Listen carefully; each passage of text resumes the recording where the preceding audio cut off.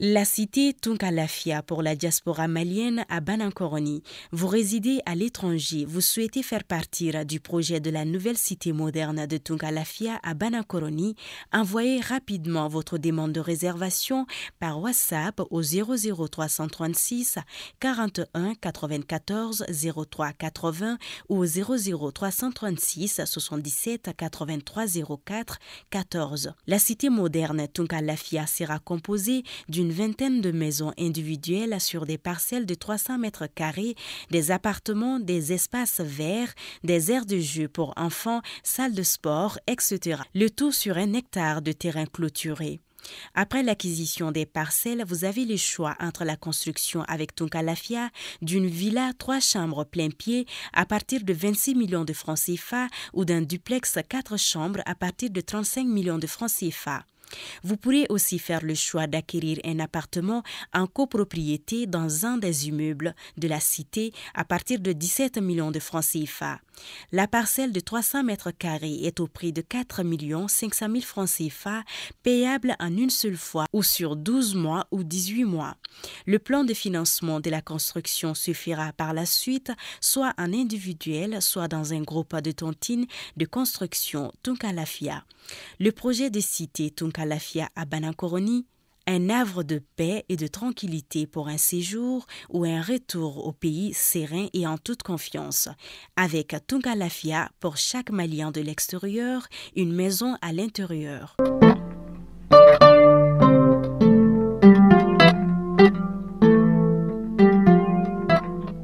Vendredi 18 novembre 2022, c'est toujours un plaisir de vous retrouver. Bienvenue sur Mali Kunafoni, c'est donc l'heure de votre flash d'information.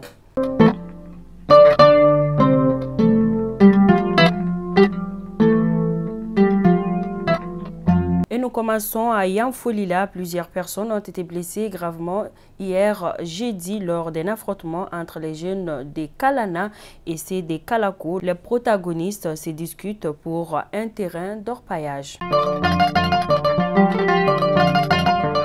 Une semaine après la grande sortie des religieux pour dénoncer les propos blasphématoires contre le Coran et l'islam, le président du Haut Conseil islamique du Mali, Chérif Ousmane Maden Haïdara, a été reçu en audience par le président de la transition, le colonel Assimi Goïta, en fin de semaine. Même si rien n'a filtré de cet entretien, on pourrait penser que les mises en garde formulées à l'encontre des autorités par le guide des Ansardines étaient à l'ordre du jour.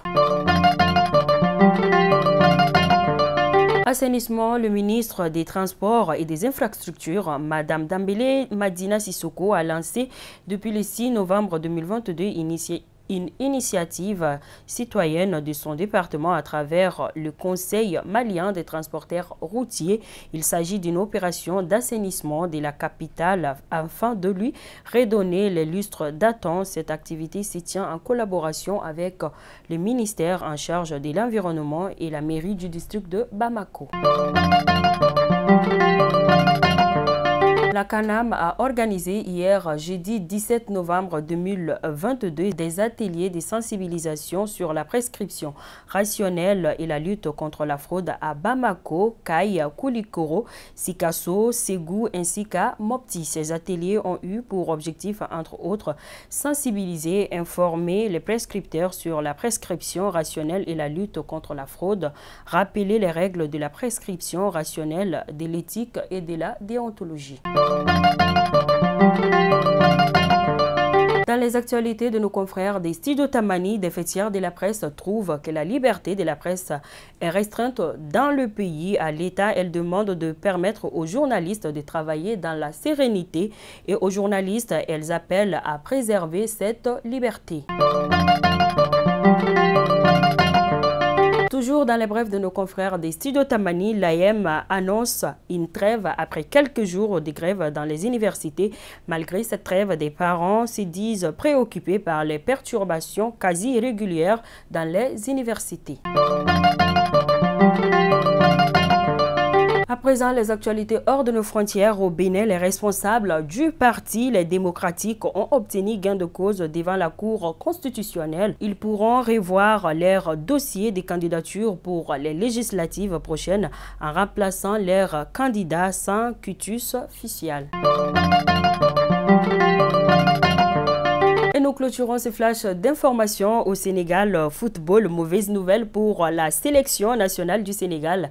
Sadio Mané, le numéro 10 des Lions, blessé lors du match Bayern Munich contre le Wedern, bref, ne pourra pas être récupéré avant la fin du mondial Qatar 2022. C'est ce qu'a révélé l'IRM de contrôle effectué par les médecins du Bayern hier jeudi à Munich. Fidèles abonnés de Malikounda Founi, c'était donc tout pour ces flashs d'informations. Je vous donne rendez-vous la semaine prochaine pour une autre édition. D'ici là, portez-vous bien et bonne prière des vendredis à tous. Merci.